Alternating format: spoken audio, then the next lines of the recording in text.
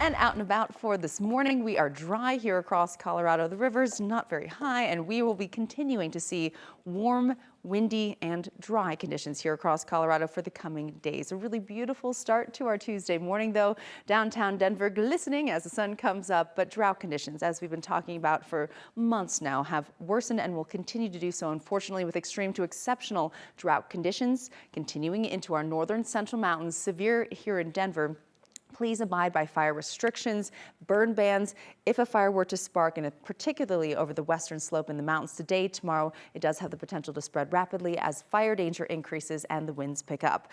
Your weather headlines for this Tuesday. We're in the middle of June and temperatures will be heating up. We're back to the low 90s, near record highs by Wednesday. So tomorrow, around 100 degrees in some neighborhoods. Then we'll gradually cool down as we officially begin the summer season. The solstice occurs early Sunday morning, but a ridge of high pressure that moved in yesterday, staying in control. And then for tomorrow, gusty winds, dry mainly until we get into the weekend, and then we'll introduce a little more wet weather, which would be very beneficial. Now for today, though, low humidity, gusty winds in and around Colorado's high country, the western slopes, central and southern mountains. Low humidity getting down to around 6 to 12%.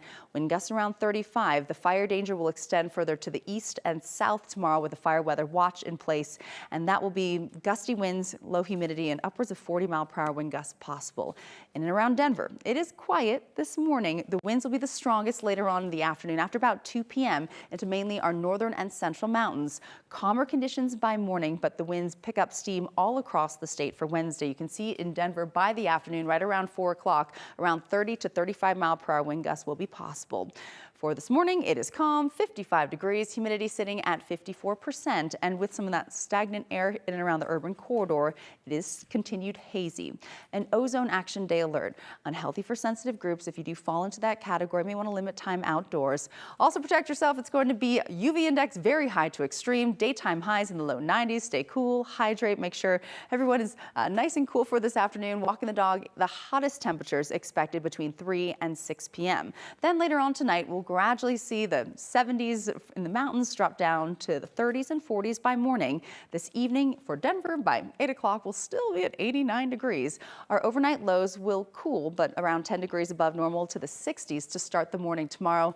And then the heat really ramps up. Wednesday will be the hottest day on the 7-day, 96 the expected high tomorrow out at the airport. You can see triple digits extending from Pueblo down across the southeastern plains, west and Grand Junction, 70s, but mainly 80s in the mountains. We do have some changes in place. This ridge of high pressure, as you saw earlier, in control here for the next couple of days, but we'll be watching. It's still a bit of a ways out, but heading into the weekend, a better chance for a little more moisture streaming in over southern Colorado for Friday. Saturday, isolated storm chances, and for our Father's Day on Sunday and the beginning of summer, we will be looking at a better chance for slightly cooler air and some wet weather in the afternoon. So we'll keep you posted on how that develops. But today, tomorrow, the record for Wednesday is 100 degrees, 96 the expected, slightly cooler, a weak dry front. For Thursday, it's Juneteenth on Friday, and we're back to some warm weather once again. Low 90s, mainly dry on Saturday with isolated storm chances, and then we'll gradually see more seasonal conditions Sunday and early next week.